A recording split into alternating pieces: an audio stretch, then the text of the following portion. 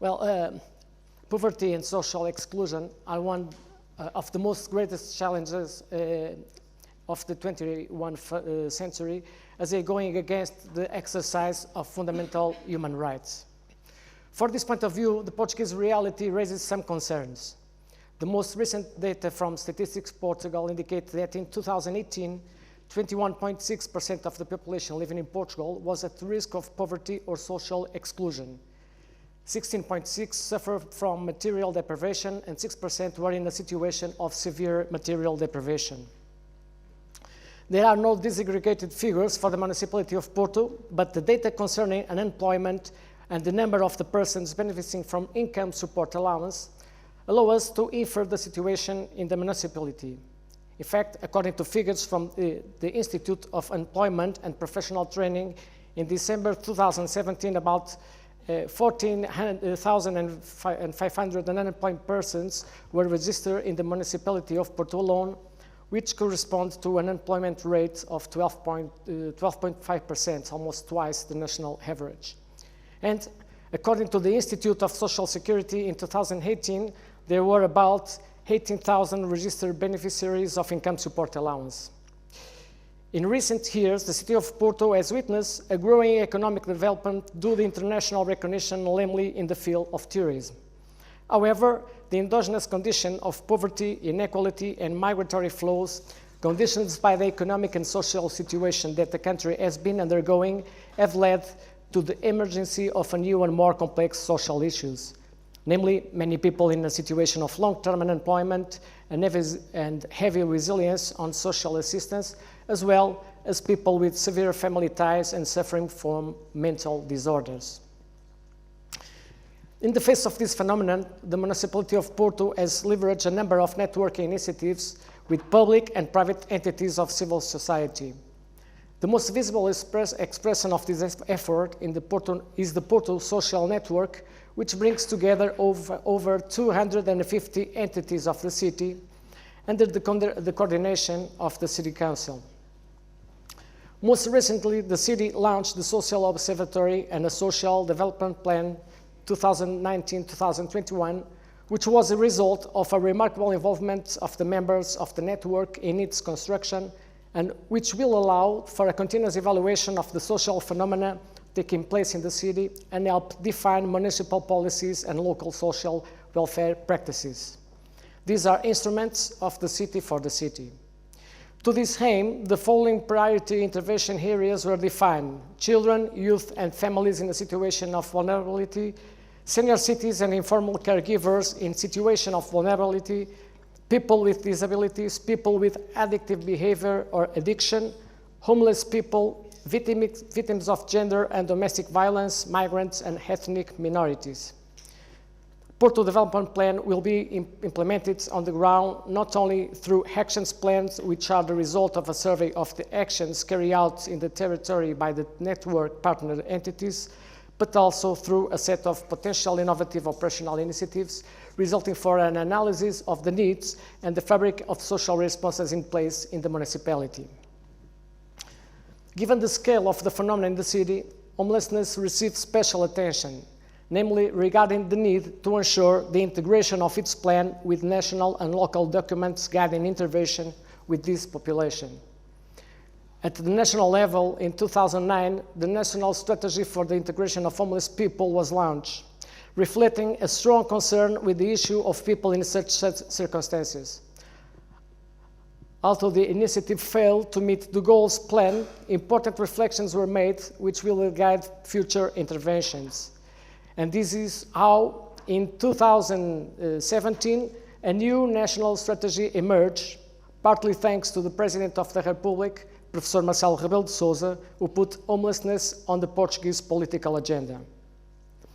An IPSA, National Strategy for the Integration of Homeless People, was an initiative that proposed not only to comply with European guidelines on this subject, but also to implement a set of measures that could create the conditions to allow identifying and tracking people at risk with a view to preventing such people from losing their homes in an effort to ensure decent housing to everyone. 3 main areas of intervention were defined: getting to know the phenomenon, which includes aspects such as information, awareness, and prevention; enhancing the intervention in a way that guarantees quality, effectiveness, and efficiency; and the proper coordination to allow its monitoring and evaluation. Within the scope of the aforementioned strategy, a change was made to the definition of the concept of homeless person, which is now defined as a person who, regardless of their nationality, age, sex, socioeconomic condition, or physical or mental health condition, has no shelter and dwells in the public space, is living in an emergency shelter, or is in a precarious place, or is currently without a home and living in a temporary accommodation intended for such purpose. The operationalization of this strategy is carried out at the local level. At the City of Porto, accept this challenge right from the start. Thus, in 2009, the NEPISA, Homeless Planning and Intervention Center of Porto, was created. The mission of NEPISA is to diagnose, plan, and activate homeless response networks at the municipal level, enhancing networking and generating complementarity between the various institutions and partners entities. In February 2018, the City Council took over the coordination of the Porto NEPISA, recognizing the work developed so far and defining a strategic and coordinated approach with the other partners, establishing a firm commitment to approaching the phenomenon in a synergetic and an appropriately planned way. It is the City Council priority to get the largest possible number of public, private, and civil society organizations involved in this matter, calling them to participate in a equal manner in the identification of the types of responses necessary to combat the phenomenon, as well as in the definition of any necessary social policies. Currently, 61 institutions collaborate with the Porto NEPISA. The City Council's strategic approach includes the implementation of sound policies in the field in question and the diagnosing and reinforcing of existing responses in the different areas. And to this aim, 6 main intervention axes were created: social support, employment, housing, participation and citizenship, health, and volunteering. Each intervention axis is coordinated by the entities with responsibilities in the associated public policies or by entities that have been elected by their peers. These ensure a high degree of specialization and knowledge of the instruments available for intervention, their integration into the various axes, and their monitoring. As a result of the close involvement by the various entities and their collective commitment to the ambition of intensifying and qualifying in a decisive way the fight against the phenomenon of extreme social exclusion, this year the Porto NEPISA approved its 2018-2019 Action Plan. Porto NEPISA Action Plan directly tackles a set of strategic objectives. They are shared between the National Strategy and Porto Social Development Plan, as previously mentioned. So, after explaining how the city was structured to respond to the phenomenon of homelessness, it's now time to get to know its scale and characteristics. According to data extracted from the Social Security Information System in February 2019, there were 696 homeless people in the city of Porto. Of this universe, 142 were in a situation of living on the streets, in public spaces, or in precarious dwellings. About 84% are men, mostly in the 25-54 age group, 70%, and married, 64%, Portuguese national, 93%, and with low education levels. And according to the psychopathological characterization report and trajectory study carried out on a sample of the homeless population of the city of Porto, the majority, 82%, had not had a professional occupation in the last 24 months before the study, and about 43% had been homeless for more than 1 year. With regard to the most frequent mental health problems, 33% had been diagnosed with schizophrenia, 29% with depression, and 30% with psychoactive substance abuse. Regarding the factors that drove people into homelessness, the following was pointed out as the ultimate trigger: multiple causes, alcohol and other substance abuse, unemployment, family conflicts, death of parents, and economic difficulties. But for this population specifically, the city already offers a wide range of responses through the entities that integrate the NEPISA, such as social support, emergency housing, social reintegration, temporary shelter, laundry service, healthcare, a clothing bank, a therapeutic community, vocational trainer, a community center, a social canteen, autonomy promoting apartments, disease screening, OPS, substitution therapy, among others. But the central figure ensuring the link between beneficiaries and this response structure with a view to full reintegration into society is the case manager. Each homeless person is assigned a case manager, who shall be responsible for a social monitoring and support and for establishing a reintegration project, preferably with a beneficiary. About 6% of case managers belong to private social organizations and remain 40% to social security and health services, which are all members of NEPISA. Regarding the responses to the homeless population, the contribution of Porto City Council was intended to broaden the city offer, reinforcing it with a set of complementary activities that sought to fill gaps in areas of intervention that were deficient or in need of new answers. This project, dubbed Porto de Abrigo, includes 4 initiatives. The first was the creation of a multidisciplinary street team. The main goal was to enhance intervention in terms of signaling, referral, and follow-up of emergency situations, in coordination with the various street teams operating in the city with a view to reducing risks and minimizing damages while covering the entire territory. This team is made up of individuals with training in social sciences and healthcare, and since the beginning of its activity in 2017, it has contacted nearly 600 people in a situation of homelessness who were assigned a case manager and had access to accommodation and other network services.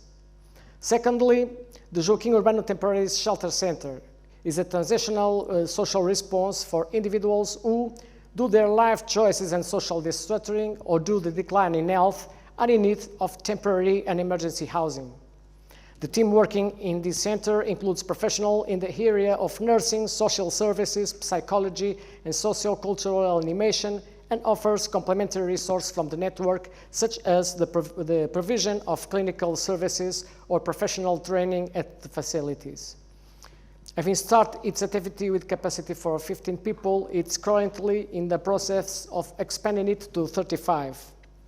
And since the beginning of its activity in 2017, it has helped 68 people re-enter the labor market, gain access to the permanent housing, and return to their families, among others.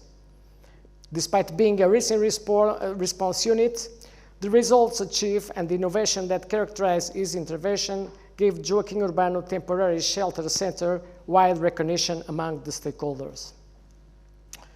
The third initiative was based on the need to provide an alternative to meals provided in public spaces with a view to giving all people in a situation of economic need access to healthy, balanced, and regular meals in proper conditions of dignity and food safety.